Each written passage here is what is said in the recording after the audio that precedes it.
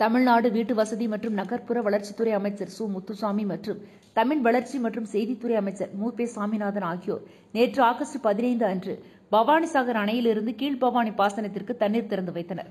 பின்னர் அமைச்சர் சு. முத்துசாமி செய்தியாளர்களிடம் பேசுகையில், பவானிசாகர் அணையிலிருந்து கீழ்பவானி வாய்க்காலில் 120 நாட்களுக்கு தொடர்ச்சியாக தேவைக்கு ஏற்ப 2300 கன அடி வரை தண்ணீர் வழங்கப்படும்.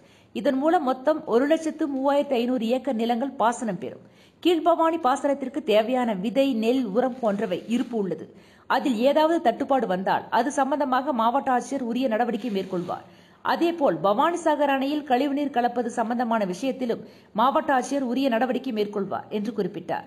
அமைச்சர் முத்துசாமி மேலும் கூறுகையில், அத்திக்கடவு அவிநாசி திட்டத்தில் 99% நிறைவடைந்துவிட்டது.